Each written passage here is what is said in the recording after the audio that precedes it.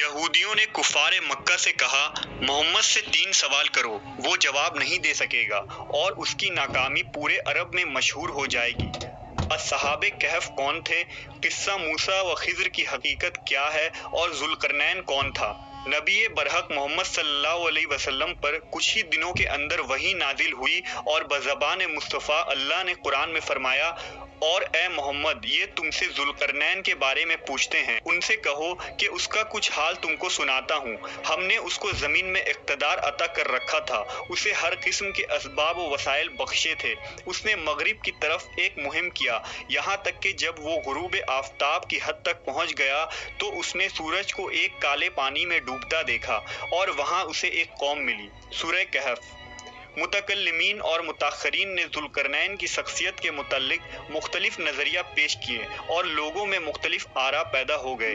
بہت سے قدیم علماء و مفکرین نے سکندر اعظم کو ہی ذوالقرنین قرار دیا۔ اس نظریے کی حمایت کرنے والے محققین کے نزدیک چونکہ سکندر اعظم نے روم، مصر، شام، عجم، خراسان اور مغرب سمیت مشرق کے بے شمار علاقوں پر حکومت کی ہے، لہٰذا سکندر اعظم ہی ذوالقرنین کی اس عظیم حکومت کا مصداق ہو سکتا ہے جس کا ذکر قرآن میں آیا ہے، جبکہ علماء و محدثین کی ایک بڑی جماعت اس کا رد کرتی ہے۔ امام ابن کثیر کے نزدیک ذوالقرنین کا زمانہ مقدونیہ کے سکندر اعظم سے 2000 سال پہلے ابراہیم علیہ السلام کا زمانہ ہے اور ان کے وزیر حضرت خضر علیہ السلام تھے۔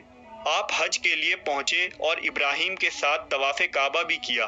امام بخاری نے اپنی صحیح میں کتاب الانبیاء میں ذوالقرنین کے واقعہ کو ابراہیم علیہ السلام کے تذکرہ سے پہلے نقل کیا ہے، لہٰذا اس کی شرح کرتے ہوئے حافظ ابن حجر فتح الباری میں لکھتے ہیں کہ امام بخاری نے ذوالقرنین کے واقعہ کو حضرت ابراہیم علیہ السلام کے تذکرے سے قبل اس لیے بیان کیا کہ وہ اس شخص کے قول کو کمزور کرنا چاہتے ہیں جو سکندر یونانی کو ذوالقرنین کہتا ہے۔ اسی طرح امام ابن تیمیہ، ابن عبد البر، ابن کثیر، علامہ عینی جیسے بڑے محققین نے اس نظریے کا رد کر دیا ہے اور ان کے نزدیک چونکہ سکندر ایک بت پرست، جابر، ظالم شخص تھا جو اپنے ملحد استاد ارسطو کی رہنمائی لیتا تھا، ایسے شخص کو ایک صالح بادشاہ کا مصداق بنانا فاحش غلطی ہے۔ 20ویں صدی کے وسط میں جب ماہر آثار قدیمہ نے سائرس کی قبر کی کھدائی کی تو وہاں سے ایک مجسمہ دریافت ہوا جس مجسمے میں نمایاں طور سے تاج اور اس میں 2 سینگ دیکھے جا سکتے تھے، لہٰذا جدید مفکرین و محققین نے خورش عرف سائرس اعظم کو ہی ذوالقرنین قرار دیا ہے۔ خورش ایک ایرانی بادشاہ تھا جس کا عروج سن 549 قبل مسیح میں ہوا۔ اس نے میڈیا، ایران، بابل، سندھ، ترکستان، مصر، لیبیا، مقدونیہ، سلطنت قفقاز اور مغرب تک کا علاقہ فتح کیا تھا۔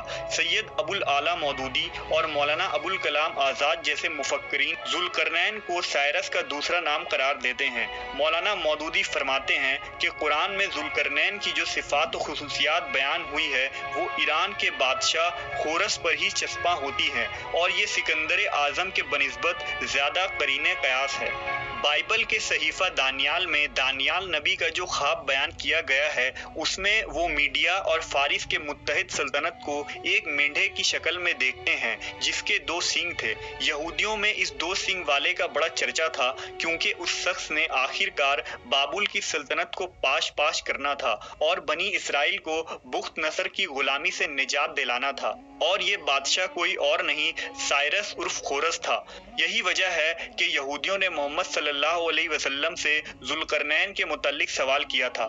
سائرس کا اصل نام گوردیا کورش تھا جیسا کہ آثار قدیم کے کتبوں سے معلوم ہوتا ہے، لیکن یونانی اسے سائرس کہنے لگے، چنانچہ دانیال کے صحیفہ اور قرآن کے سورہ کہف میں جس ذوالقرنین کا نام آیا ہے یہ وہی سائرس اعظم یا خورش ہے۔ آپ کو ہماری یہ تحقیقی ویڈیو کیسی لگی کمنٹ سیکشن میں ضرور بتائیں۔ شکریہ۔